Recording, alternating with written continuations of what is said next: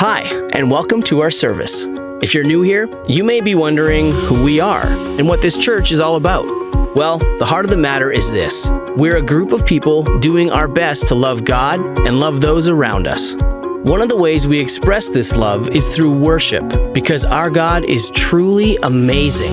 He created everything, great and small, and His love for us is incredible, powerful, and completely unconditional.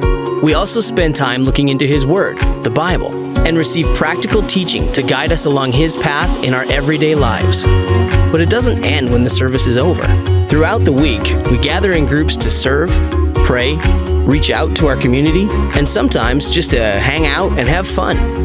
Life is full of challenges, and none of us are perfect. But we believe that's one of the reasons God has brought us together. We're all here to help and support each other through each step of life's journey, because nobody should have to travel alone. So thanks for joining us today. No matter who you are, we want you to know you are welcome. 우리 시간에 찬송가 309장, 통일 찬송가 409장, 우리 목마른 내용은 힘차게 찬양하겠습니다.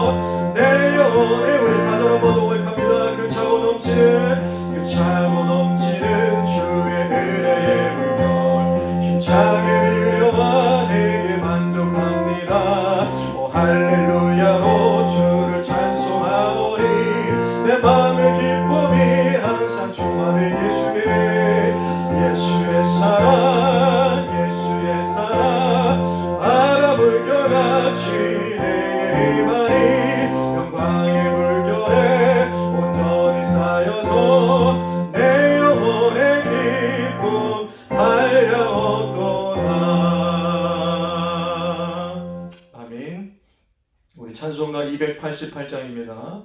통일 찬송가는 204장 예수를 나의 구주 삼고 우리 찬송하도록 하겠습니다.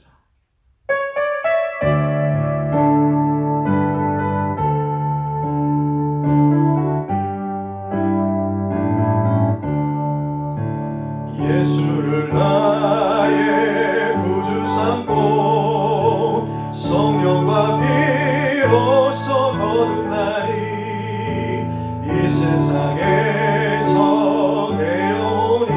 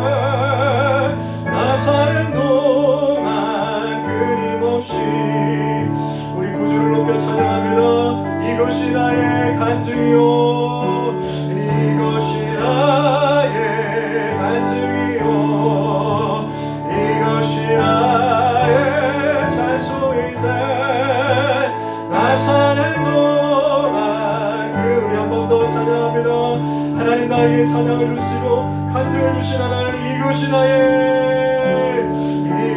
나의 간증이요, 이것이 나의 찬송일세. 나 사는 동안 끊임없이 구주를 찬송하리로다.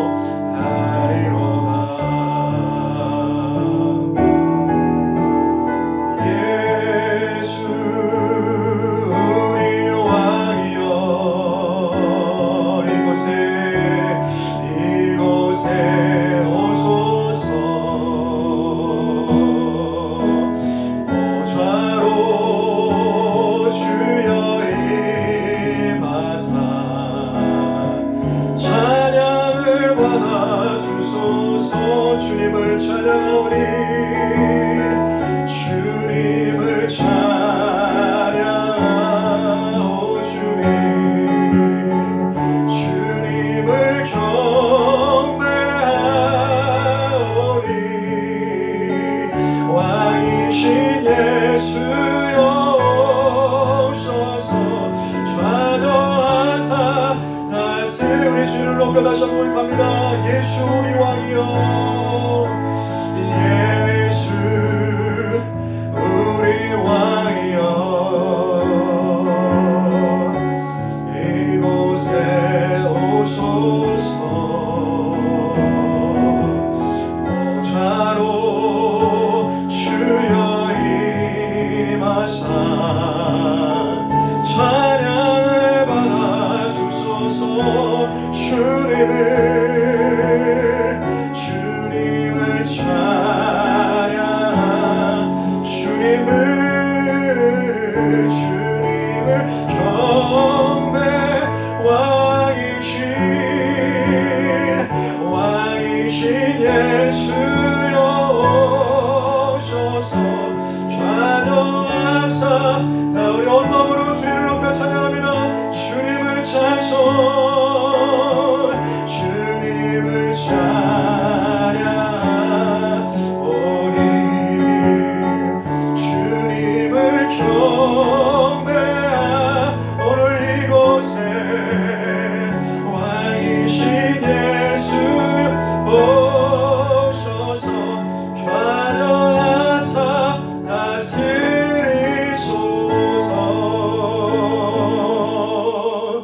이 시간 우리가 예배를 위해서 함께 기도할 때에 우리의 마음을 온전히 주 앞에 다 내려놓고, 왕이신 나의 주 하나님, 그 하나님 오늘 다스리시고 우리를 회복하시고 예배 가운데 우리 각처에서 예배하는 모든 성도들에게 하나님의 성령의 임하기를 위해서 내가 그런 마음가짐으로 주 앞에 영과 진리로 예배하는 시간이 되게 해달라고 오늘 예배를 위해서 함께 기도하며 나아가겠습니다. 할렐루야. 사랑의 하나님, 은혜를 감사드립니다. 오늘도 우리가 이렇게 각 처소에서 우리가 하나님의 이름을 부르고 찬양하고 경배하며 주의를 높여드리며 예배합니다. 정말 왕이신 예수여 이곳에 임하여 주셔서 좌정하사 우리를 다스려 주시고 우리의 마음을 주장하여 주시사 하나님 정말 각 처소에 드리는 그 예배의 자리가 성령이 충만한 내 자리가 되게 하여 주시고, 하나님의 아버지의 은혜가 하나님 그들의 심령을 회복하며 하나님 가운데 정말 다시 한번 우리가 하나님 이 시대 가운데에 하나님의 자녀로서 온전히 회복하며 하나님 새 힘을 회복 얻을 수 있는 하나님 귀한 예배 시간이 되게 하여 주시옵소서. 온전히 주님만을 기다리며 또 주님만을 기대하며 주님만을 바라며 하나님 주 앞에 나아갑니다. 주여 주를 바라고 찾고 두드리는 하나님 그 심령마다 만나주시고 하나님 아버지 말씀하여 주시고 하늘의 문을 여시사 주의 은혜를 부어주시옵소서. 차고 넘치는 이 시간이 될 수 있도록 주여 인도하여 주시옵소서. 우리 예배가 온전히 아버지 하나님 정말 하나님 앞에만 하나님 집중할 수 있는 시간이 되기를 원합니다. 우리 주변의 것들 우리 아버지 내 마음에 정말 연약한 부분들 다 온전히 내려놓고 온전히 하나님만을 바라고 하나님께로만 예배하며 그 하나님을 아버지 하나님께서 정말로 주 앞에 기대하며 하나님 우리 심령이 온전히 주 앞에 내려오시는 오늘 예배가 되게 하여 주시옵소서.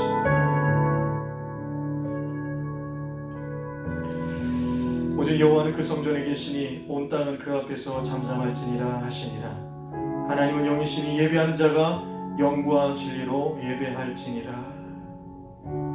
말씀으로 온 우주 만물을 창조하시고 지혜와 권능으로 이 세상을 통치하시는 하나님, 이 시간 우리의 마음과 뜻과 정성을 모아 찬양과 경배를 드립니다. 마음이 하나 되어 영과 진리로 드리는 예배의 자리마다 임하여 주셔서 우리 예배를 흠양하시고 홀로 영광을 받아 주옵소서. 오늘로 예배를 삼아하는 모든 성도들에게 진리의 말씀을 들려주시고 상하고 찢긴 마음에는 하늘의 평안과 위로와 기쁨을 더하여 주셔서 지금의 어려운 때를 지나가고 있는 이 속에서도 우리는 하나님과 함께 동행하며 하나님 주시는 기쁨을 누리는 복된 삶들이 다 되게 하여 주시옵소서. 믿고 감사드리며 우리의 영원한 기쁨이 되시는 우리 주 예수 그리스도의 이름으로 기도합니다. 아멘. 전능하사 천지를 만드신 하나님 아버지를 내가 믿사오며 그 외아들 우리 주 예수 그리스도를 믿사오니 이는 성령으로 잉태하사 동정녀 마리아에게 나시고 본디오 빌라도에게 고난을 받으사 십자가에 못 박혀 죽으시고 장사한 지 사흘 만에 죽은 자 가운데서 다시 살아나시며 하늘에 오르사 전능하신 하나님 우편에 앉아 계시다가 저리로서 산자와 죽은 자를 심판하러 오시리라.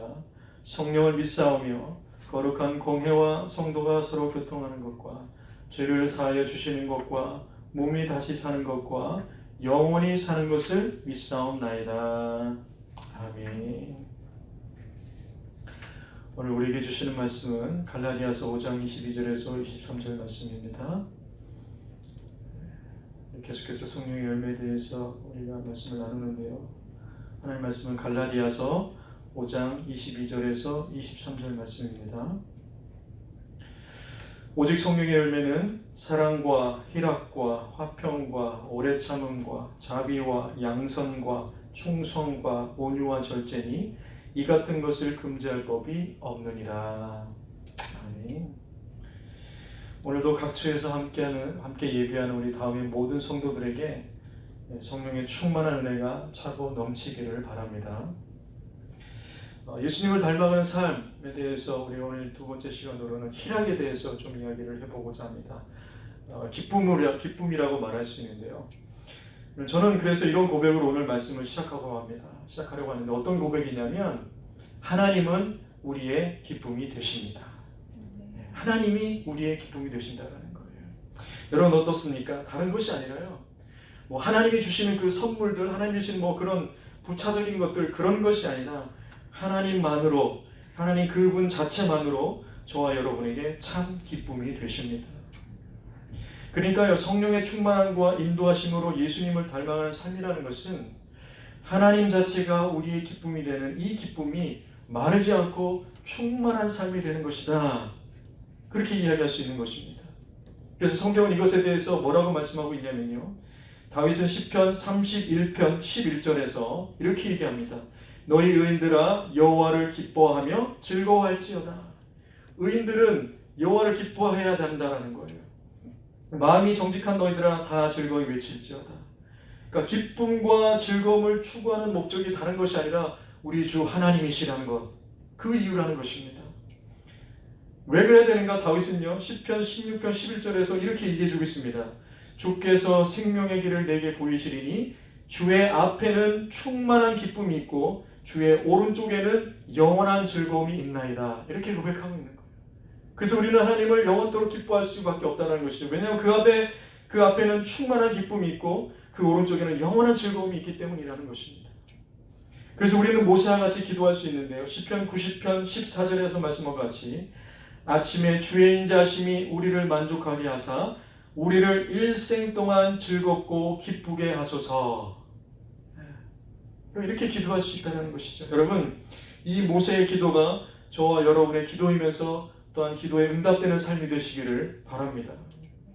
그래서 하나님은 하나님의 자녀들이 이 세상에서 다른 그 어떤 것과 도저히 비교조차 될 수 없는 그 하나님이 이 우리의 기쁨이 되시는 이 온전한 기쁨이 언제나 일생 동안 평생도록 충만하게 그것이 점점 더 깊어지고 점점 더 더해지는 그런 복된 삶이 되시기를 하나님은 원하신다라는 거예요.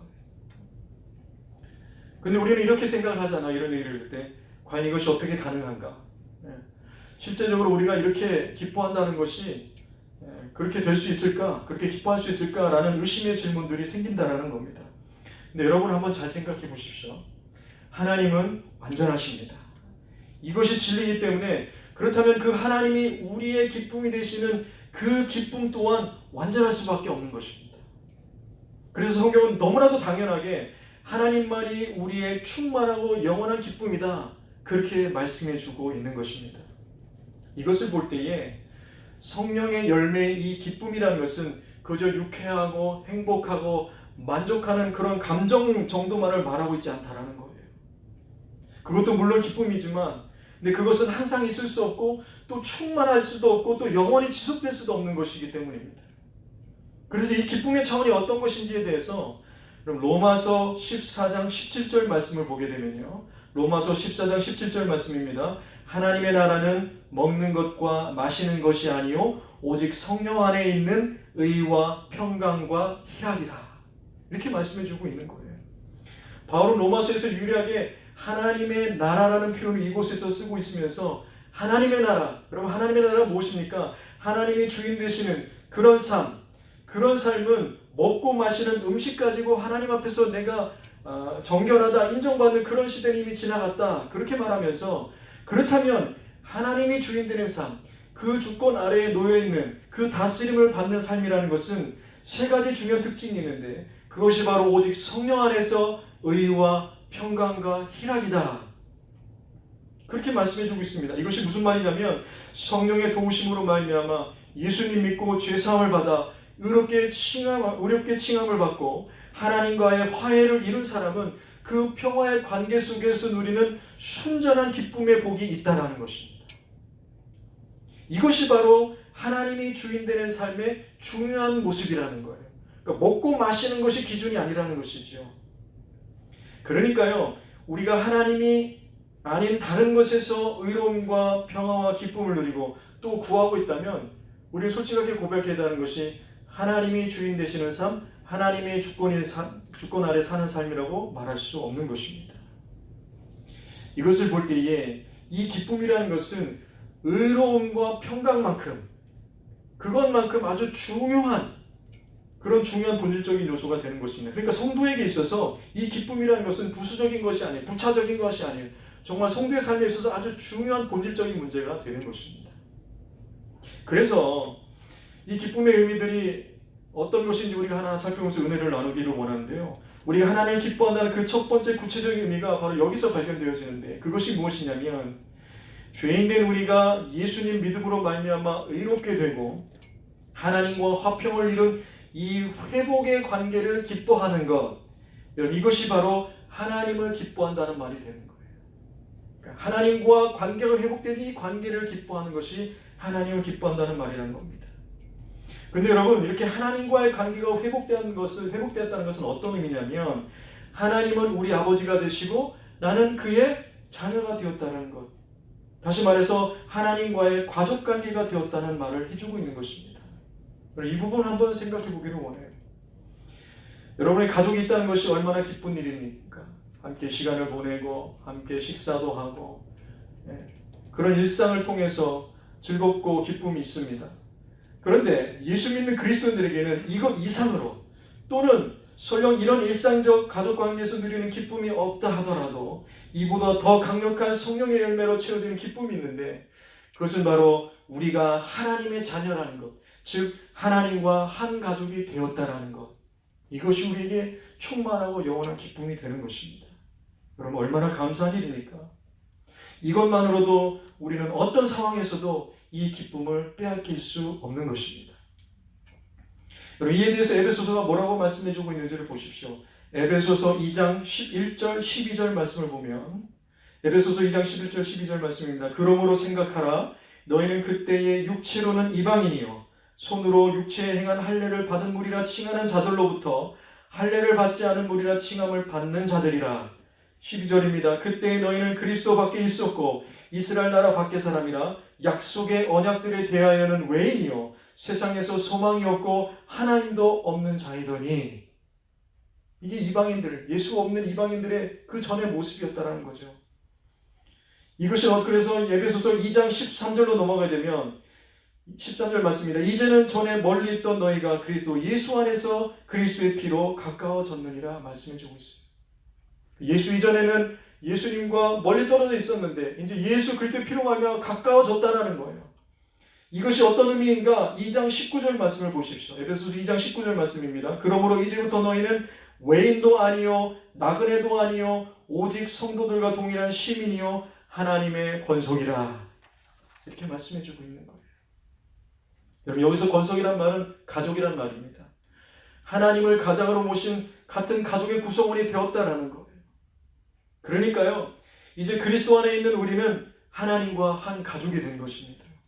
이것이 바로 우리가 항상 그리고 충만하게 영원토록 기뻐할 수 있는 놀라운 이유인 것입니다.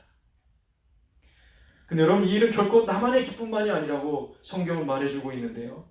누가복음 15장 7절과 10절 말씀을 보십시오. 7절 말씀입니다. 내가 너희에게 이르노니 이와 같이 죄인 한 사람이 회개하면 하늘에서는 회개할 것 없는 의인 99으로 말미암아 기뻐하는 것보다 더하리라.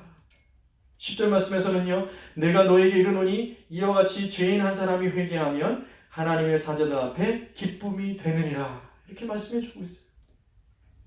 여러분, 누가복음 15장에서는요. 예수님이 여러 가지 비유를 드는데 100마리 중에서 잃어버린 양 한 마리, 10드라크마 중에서 잃어버린 한 드라크마, 그리고 이어서 잃어버렸다가 돌아온 탕자의 비유를 하면서 하나님의 가족이 된다라는 것, 그 기쁨이 하늘에서도 얼마나 큰 기쁨인지 모른다, 그 말씀을 이야기해주고 있다는 것입니다.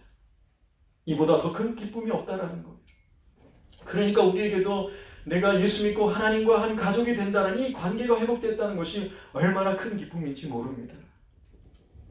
여러분, 이것이 바로 육신의 가족을 뛰어넘는 본질적인 기쁨인 것입니다. 그래서요, 안타까운 일이지만 여러분, 때로는 가족으로부터 전혀 기쁨을 누리지 못하는 그런 현실들이 우리 가운데 있기 마련입니다. 가정의 폭력이나 결손 가정의 현실들이 분명히 있다라는 거예요. 그렇지만 하나님의 가족은 이 육신의 가족에 깨어지고 불완전함을 뛰어넘는 우리에게 영원한 기쁨이 된다는 것입니다. 여러분, 사도행전 8장을 보시면요, 에디오피아 내시에 대한 이야기가 나옵니다. 이 내시가요, 예루살렘에 왔다가 다시 돌아가는 길에 사도행전 8장을 보면 이사야서를 읽는다, 그렇게 기록이 되어 있어요.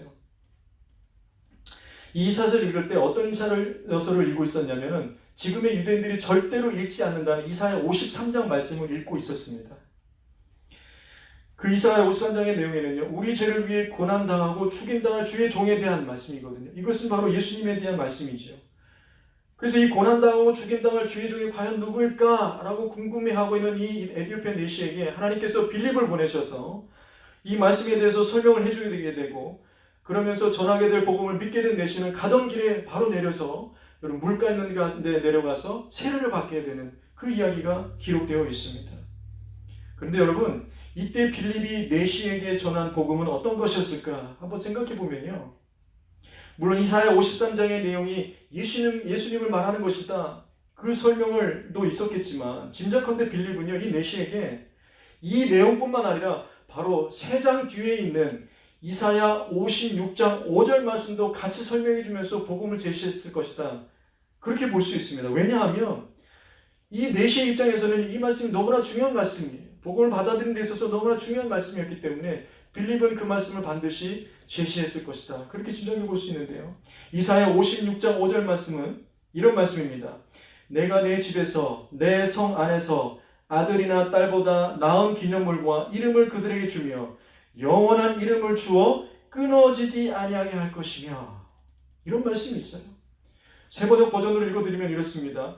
그들의 이름이 나의 성전과 나의 성벽 안에서 영원히 기억되도록 하겠다. 아들, 딸을 두어서 이름을 남기는 것보다 더 낫게 하여 주겠다. 그들의 이름이 잊혀지지 않도록 영원한 명성을 그들에게 주겠다. 이 말씀이 있었던 거예요. 여러분, 내시 입장에서 한번 생각을 해보세요. 아, 그렇구나. 이제 나는 육신적으로 볼 때는 가족이 없어서 대를 이을 만한 그 어떤 것이 아무것도 없지만 예수를 믿게 된 순간부터 이제는 그것보다 더 나은 이름을 나에게 주시고 그 이름이 대가 끊어지지 않게 하시고 영원히 잊혀지지 않는 그런 명성으로 새로운 차원의 가족이 생기게 되었구나. 여러분, 그렇게 이해가 되는 말씀인 겁니다. 그는 이 말씀이 이 에디오피아 내시에게 얼마나 기쁨이 되었을까요? 이렇게 이해하고 나서 사도행전 8장 39절을 읽어보십시오. 사도행전 8장 39절은요. 둘이 물에서 올라왔어요. 이 둘은요. 빌립과 에디오피아 넷이죠. 세례를 주고 올라오는 거예요. 둘이 물에서 올라올세 주의 영이 빌립을 이끌어간지라 넷이는 기쁘게 길을 가므로 그를 다시 보지 못하니라. 이렇게 기록되어 있습니다. 기쁨이 충만해서 그 가던 길을 갔다라는 것입니다. 이 에디오피아 넷이가 기뻐했던 이유는 예수님의 복음을 깨닫고 믿어서뿐만 아니라 이 이후에 자신의 믿음의 실제적인 삶 속에서 비록 그 실제의 부족함이 있고 연약하고 불완전하고 온전하지 못한다 할지라도 하나님의 영원한 약속이 이 육신의 한계가 있는 나에게도 영원히 주어진 것임을 알게 되었을 때 누리게 되는 그 기쁨이다. 그렇게 우리가 볼 수 있다는 것입니다. 아마 이 사람은요. 아마 자신의 처한 형편에서 평생토록 이 기쁨을 잊지 않고 살아갔을 것입니다. 아니요. 이 기쁨으로 인해서 자신의 모든 처지를 이겨내고 그렇게 살아갔을 것입니다. 바로 이것이 예수님을 따라 살아가는 저와 여러분에게도 주어진 놀라운 기쁨인 것입니다.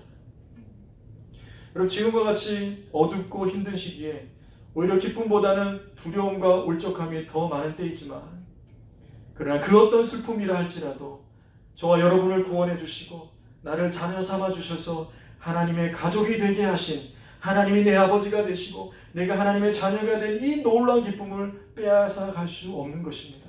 아니 빼앗기지 말아야 되는 것이지요.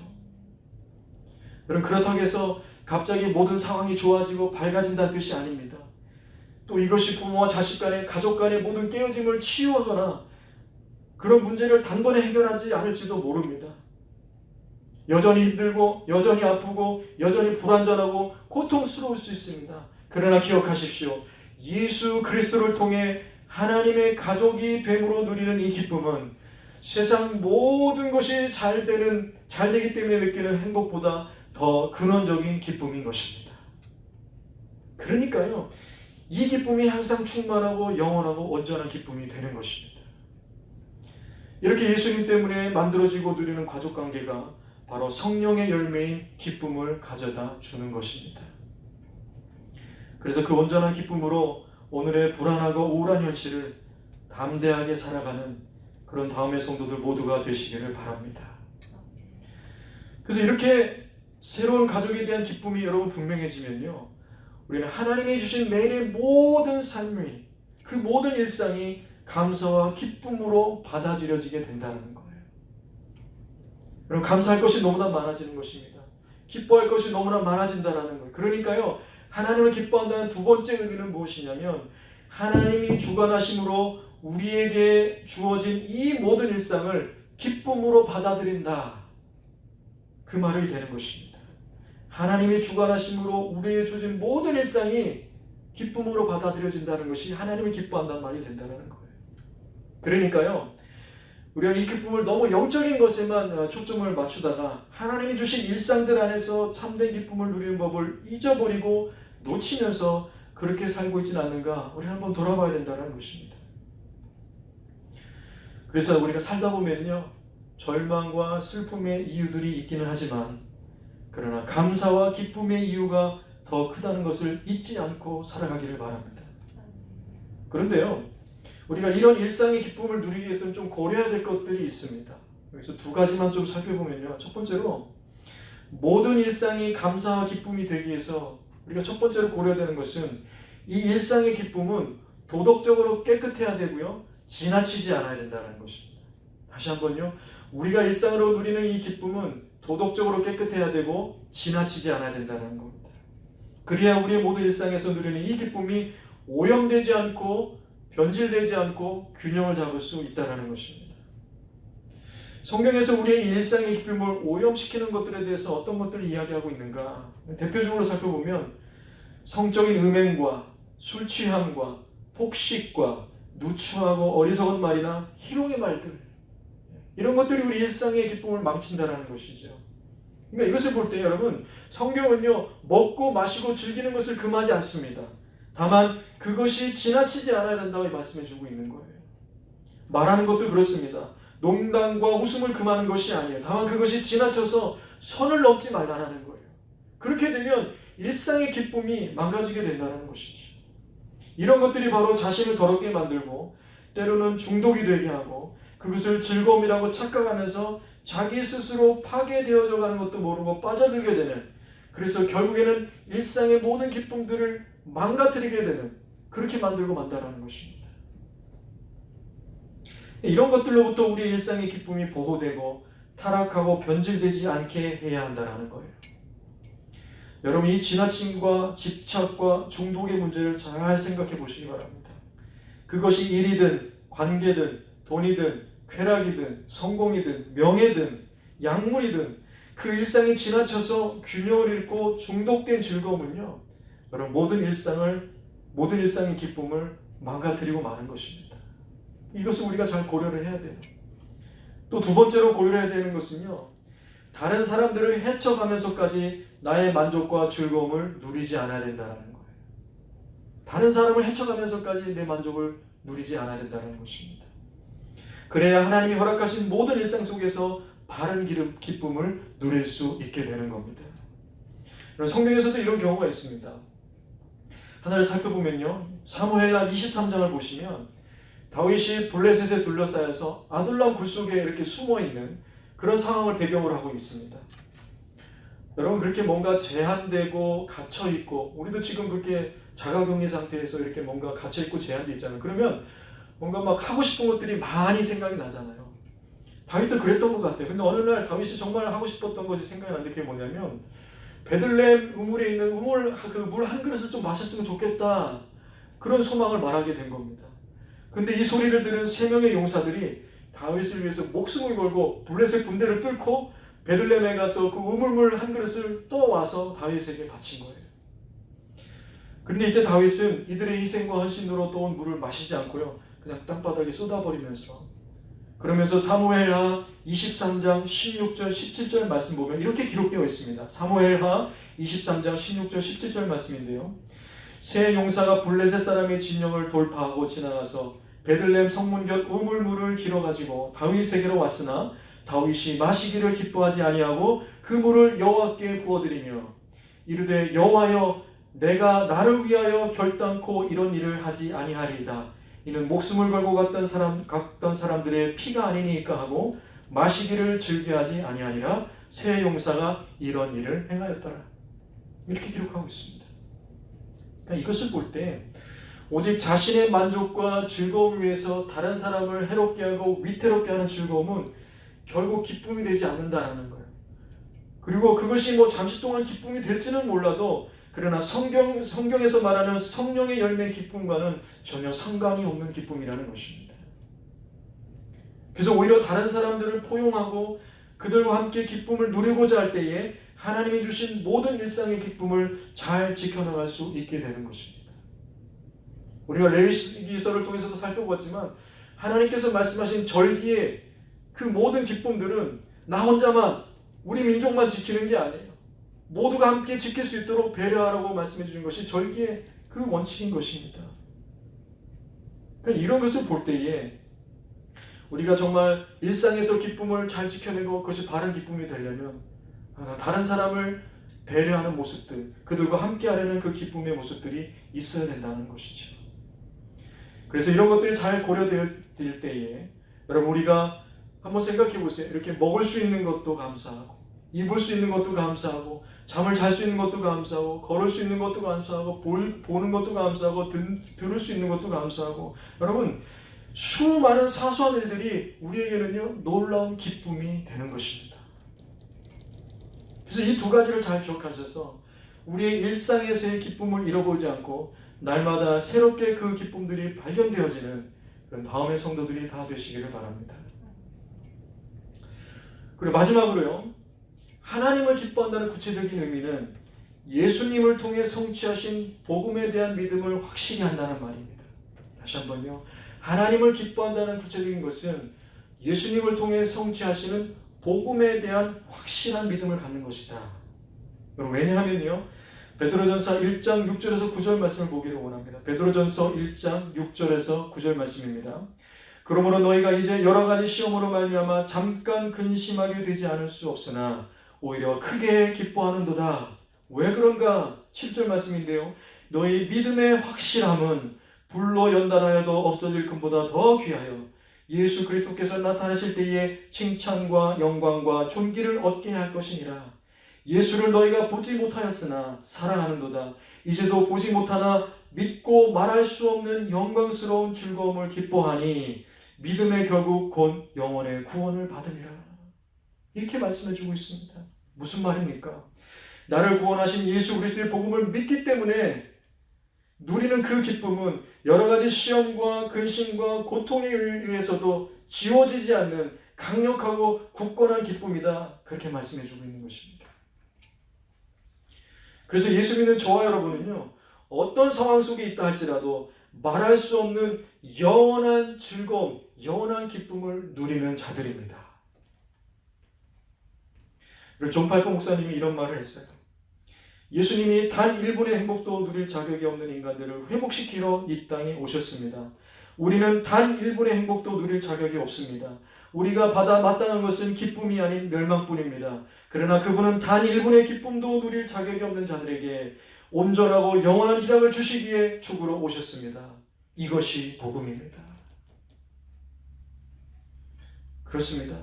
예수님은 죄로 인해 하나님과 원수될 수밖에 없었던, 그래서 단 1분의 행복도, 단 1분의 기쁨도 누릴 자격이 없는 그런 죄인인 저와 여러분에게 우리를 구원하시고 그 속에서 온전한 기쁨을 누리게 하시기 위해서 십자가에서 죽으신 거예요. 이것이 복음이라는 것입니다. 이 복음을 믿는 믿음이 확실할 때 우리는 시험과 근심 속에서도 오히려 크게 기뻐할 수 있다는 거예요. 이런 기쁨이 저와 여러분에게 동일하게 있기를 원합니다. 그런데 여기서 한 가지 좀 우리가 조심해야 할 것이 있는데요. 그것은 뭐냐면, 우리의 삶에서 어려움을 겪으면서 고통 가운데 기쁨을 굳게 붙잡아라는 격려의 말이 필요한 그리스도인과 우울증으로 고통하는 그리스도인들을 구별할 줄 알아야 된다는 거예요. 왜냐하면 여러분, 이 우울증이라는 것은 어떤 실패나 약점이나 부끄러운 일이 아니라 그것은 질병이라는 것입니다. 질병이기 때문에 그래요. 그래서 다른 질병과 마찬가지로 이것은 전문적인 의료적 돌봄이 필요한 것입니다. 여러분, 크리스찬이 감기 걸렸다고 해서 부끄러워하지 않는 것 같이 믿는 사람 중에도 우울증이 있을 수 있는 거예요. 그건 질병이기 때문입니다. 그런데 이런 치료가 필요한 사람에게 기운내고 떨치고 일어나서 주 안에서 기뻐해라 라고 말하는 것은 어리석은 일이 되는 것이죠. 왜냐하면 주 안에서 기뻐하는 것은 그들이 가장 간절히 하고 싶지만 할 수 없는 일이기 때문에 그래요. 더 열심히 노력한다고 해서 해결되지 않는 문제이기 때문입니다.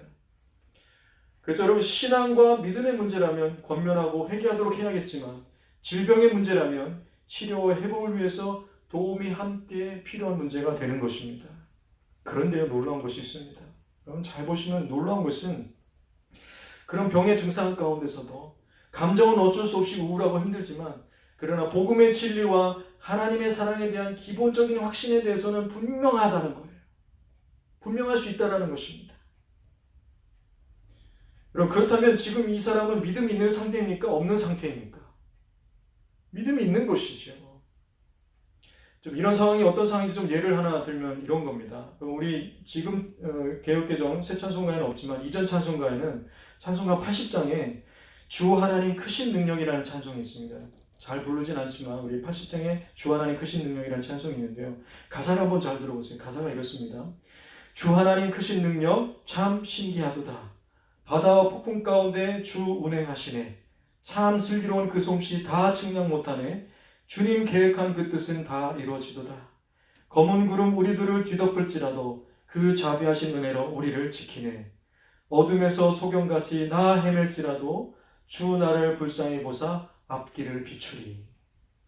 이게 찬송가예요. 근데 이 찬송은요, 윌리엄 쿠퍼가 쓴 찬송시인데요. 이 사람이 어떨 때 쓴 찬송이냐면 우울증의 고통 속에서 정말 자살을 하려고 몇 번이나 시도했던, 근데 그것이 다 실패하고만 그런 지독한 절망 속에 있을 때에 하나님의 방식은 지금은 내가 다 이해할 수 없고 왜 나만 겪는 고난이냐고 하면서 불가사의하게 보일지 모르지만 그러나 때가 되면 그 모든 것이 다 하나님의 인도하심과 은혜의 섭리라는 것이 설명될 때가 있을 것이다 라는 그 믿음으로 고백으로 쓴 찬송시가 바로 이 찬송인 것입니다.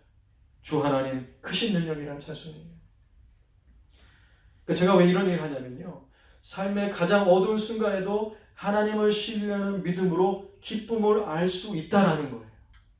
기쁨을 알 수 있다라는 것입니다. 그러니까 감정에 속지 말아야 되는 거예요. 겉으로만 보고 쉽게 판단하지 말아야 된다는 것입니다. 그래서 잠시 감정에는 실패를 할지 몰라도 이 복음을 확신하는 이 기쁨은 심지어 우울증이라는 질병 가운데서도 언제나 영원하고 충만한 우리의 기쁨이 된다는 것입니다.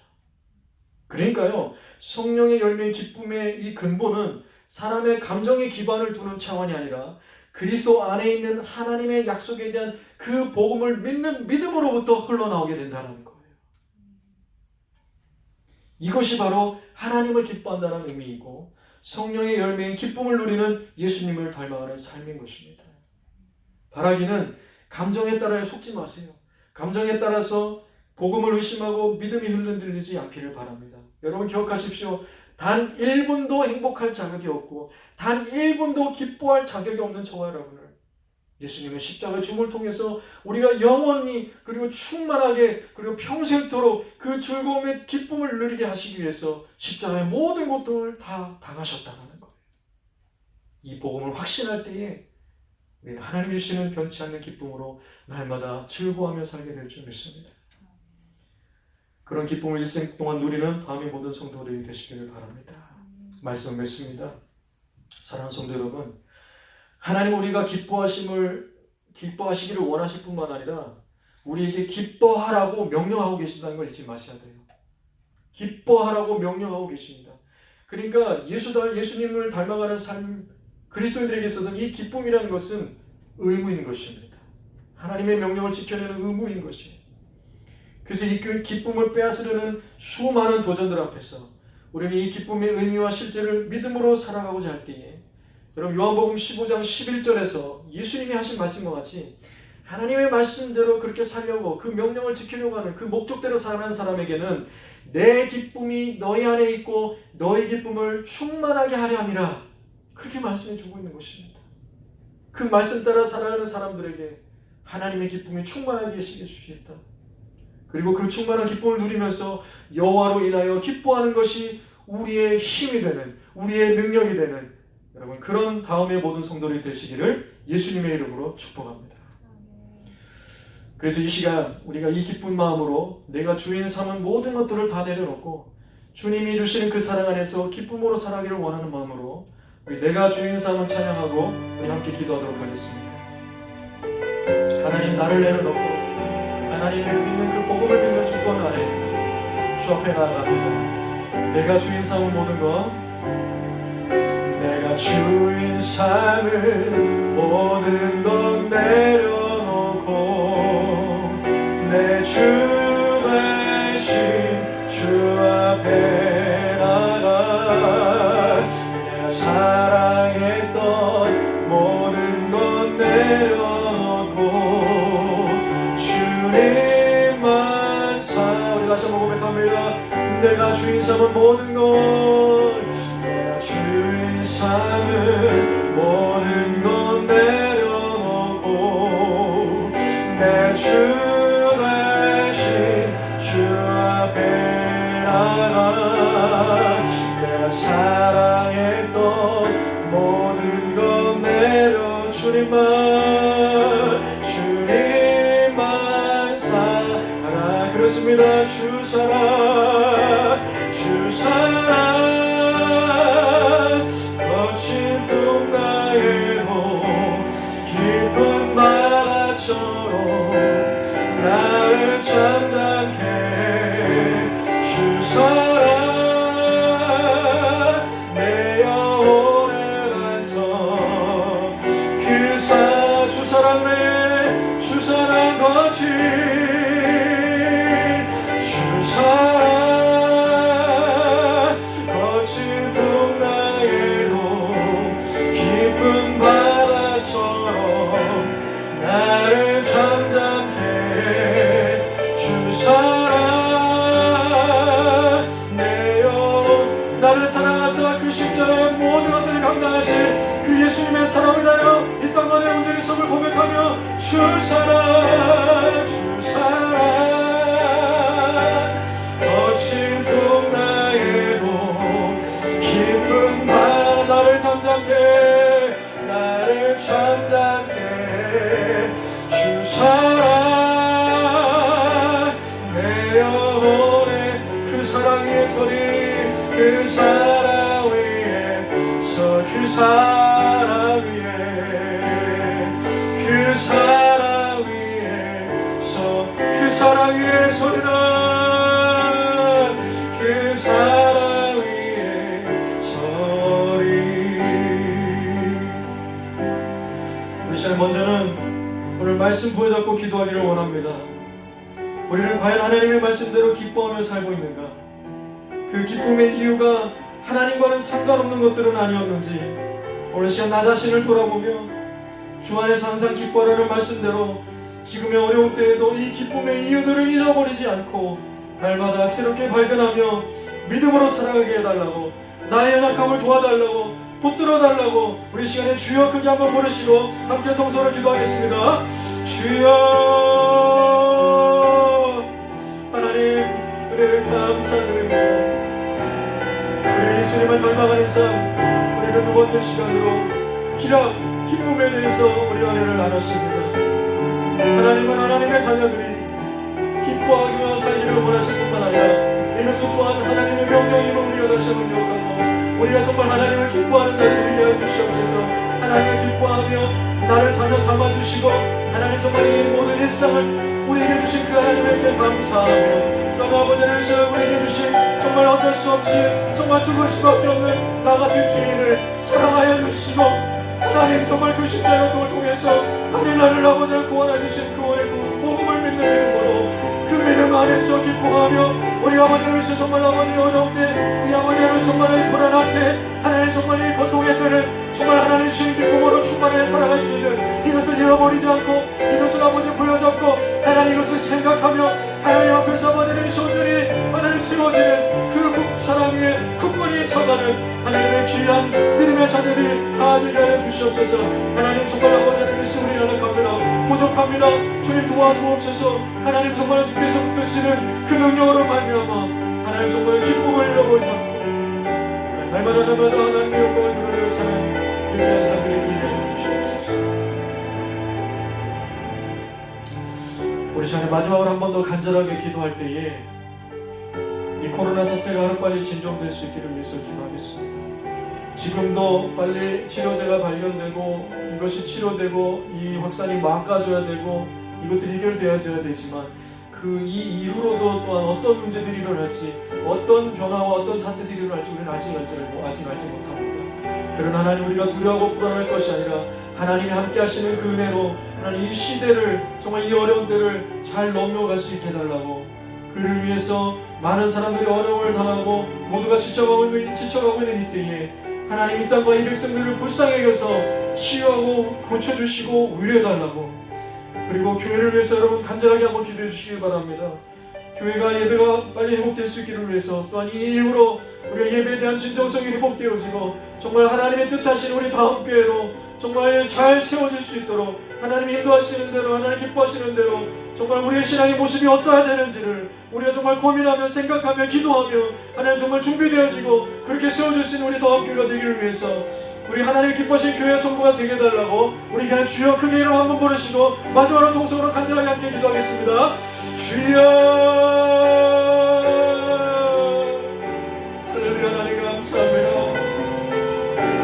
하나님 정말 이 코로나 사태를 우리가 바라보면서 언제나 이런 위기와 언제나 이런 어려운 가운데 좀 우리의 생각과 우리의 믿음들이 다시 한번 점검되어지는 역사 속의 그런 사실들을 보면서 오늘 이때도 우리가 다시 한번 우리의 믿음들이 점검되어지기를 원합니다.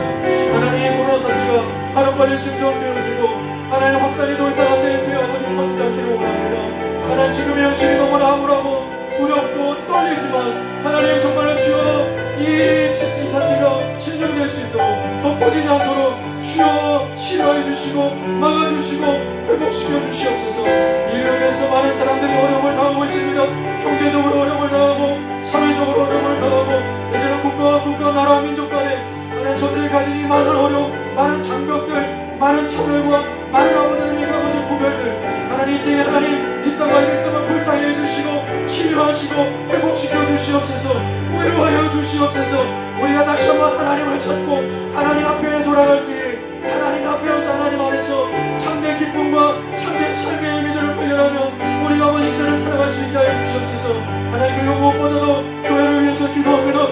하나님 교회가 하루빨리 하나님 정말 함께 예배할 수 있는 하나님 교회가 회복되기를 원합니다. 하나님 교회가 하나님 세워지는 중요한 이유들이 오늘 이 시대를 통해서 다시 한번 발견되게 해주시고 우리가 예배하는 이 일상들 그동안 아무렇지도 않게 드렸던 그 예배들이 얼마나 감사한 일이고 얼마나 일상이 놀라운 기쁜 일이고 하나님이 우리에게 주신 그 하나님의 정말 놀라운 특권인 그런 기쁨임을 우리가 다시 한번 깨닫게 해주시고 이 이후에도 이 때에도 우리가 믿음을 잃지 않고 하나님 예배할 뿐만 아니라 그 마음을 가다놓을 뿐만 아니라 우리가 이 이후에도 아버지에서 다시 모여 하나님을 예배하고 하나님 앞에 나아갈 때 우리가 정말 영과 진리로 예배하는 자를 되게 해주시고 하나님 간절히 하나님을 찾으며 주의 이름을 부르며 하나님만이 아버지 하나님 땅 가운데 하나님의 흐름 치료자 되시고 소망이 되시고 인도자 되시고 구원자 되시는 하나님 그 예수 이름 그 하나님의 구원자 그 이름 앞에 온전히 나아갈 수 있는 우리 예배자들의 모습이 되게 하여 주시옵소서.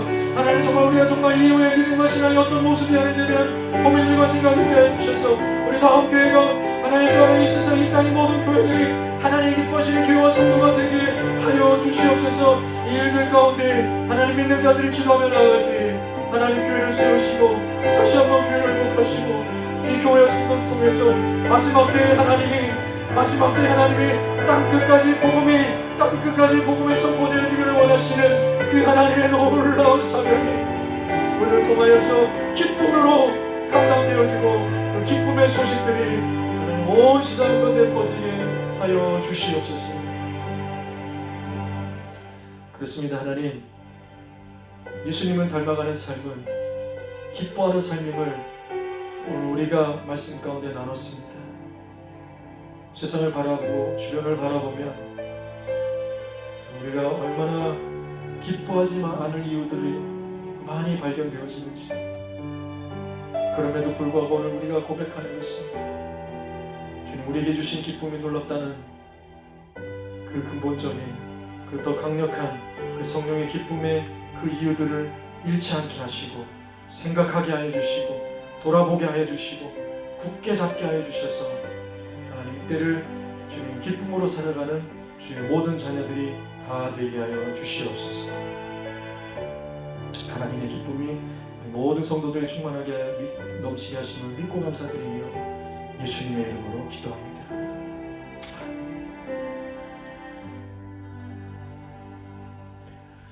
지금은 우리 주 예수 그리스도의 은혜와 살아계신 하나님의 사랑하심과 성령님의 충만하심이 나를 하나님의 자녀 삼아주시고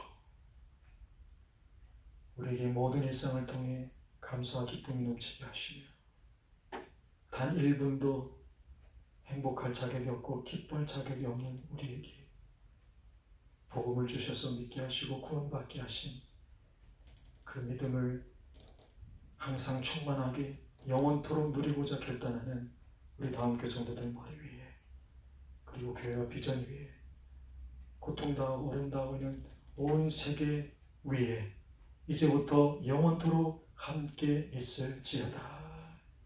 아멘.